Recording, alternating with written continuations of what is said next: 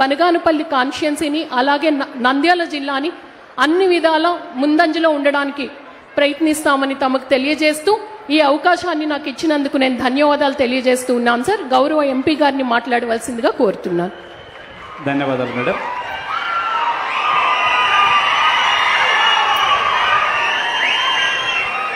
ప్రతి అడుగులో అభివృద్ధి, ప్రతి నిర్ణయంలో భవిష్యత్తు.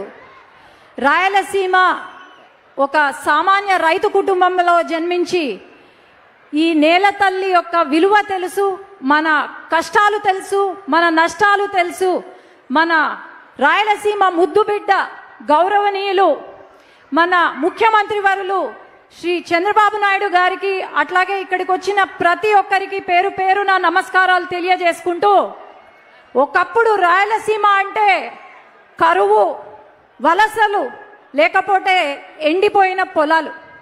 కానీ ఇప్పుడు రాయలసీమ అంటే నీటి కోసం పోరాడే ప్రాంతం కాదు, నీటితో అభివృద్ధి చేసే ప్రాంతం అని, లేదంటే ఇక్కడ వెనకబడిన ప్రాంతం కాదు, ఇది అవకాశాలు మెండుగా ఉన్న ప్రాంతం.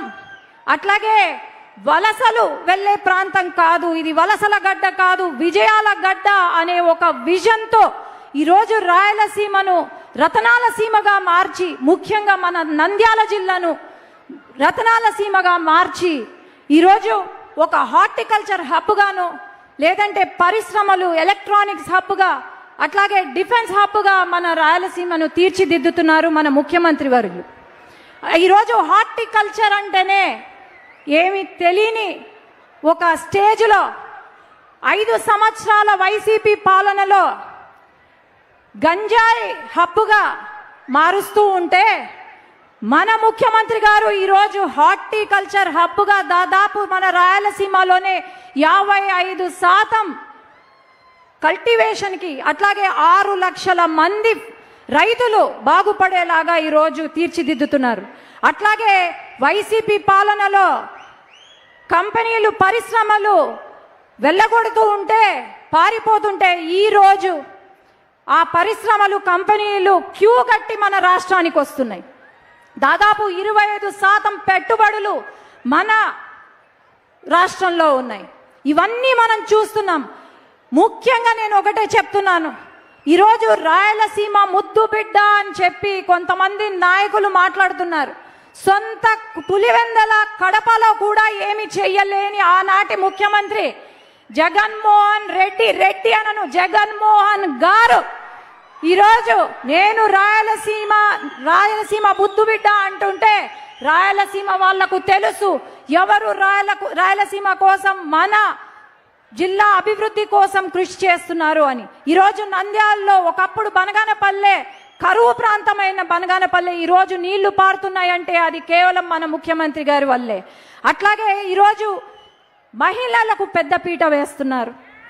33% రిజర్వేషన్ అని వెయిట్ చేస్తున్నాం, అమలు అవుతుందా లేదా. కానీ ఈరోజు మన రాష్ట్రంలో, దేశంలో ఎక్కడా లేని విధంగా బిల్లు అమలు అయినా లేకపోయినా 33% రిజర్వేషన్ మహిళలకు ఉంటుంది అని చెప్పిన ఏకైక పార్టీ ఈ దేశంలోనే అంటే తెలుగుదేశం పార్టీ. అట్లాగే మహిళలకు ఏమాత్రం గౌరవం ఇస్తున్నారు వైసీపీ నాయకులు మనం చూసాం. నిన్న వైసీపీ కార్యాలయంలో ఒక వైసీపీ మహిళను కొట్టారు, లేదంటే మన పైన కేసులు పెట్టారు. అట్లాగే ఒక చిన్న బాలికను రేప్ చేస్తే పాస్కో కేసు పెడితే వాళ్ళను పరామర్శిస్తారు. ఇది వైసీపీ నాయకులకున్న మరి ఏమనాలో అర్థం కావట్లేదు. ఈరోజు ఒకటే గుర్తు పెట్టుకోవాలా, రాయలసీమకు మేలు చేసిన వాడు ఖచ్చితంగా రాయలసీమ ప్రజలు గుండెల్లో పెట్టుకొని చూసుకుంటారు, అదే సిబిఎన్ గారు. అట్లాగే రాయలసీమకు అధికారం ఉన్నా లేకపోయినా మన ప్రాంతం కోసం పోరాడే నాయకుడిని గుండెల్లో పెట్టి చూసుకుంటారు మన రాయలసీమ వాళ్ళు. కానీ ఊరికే ఏదో వచ్చి నేను రాయలసీమ బిడ్డ అంటే ఎవరు ఒప్పుకోరు. ఖచ్చితంగా ఈసారి సార్ మేము మళ్ళీ ఇక్కడ జెండా ఎగరేసేలాగా ఇంకొకసారి వైసీపీ జెండా ఎగరకుండా మేమందరం పనిచేస్తామని తెలియజేసుకుంటూ నమస్కారాలు తెలియజేసుకున్నా. జై తెలుగుదేశం, జై. ధన్యవాదాలు మేడం. నంద్యాల సమగ్రతను సమగ్రంగా వివరించిన మీకు కృతజ్ఞతలు తెలియజేస్తూ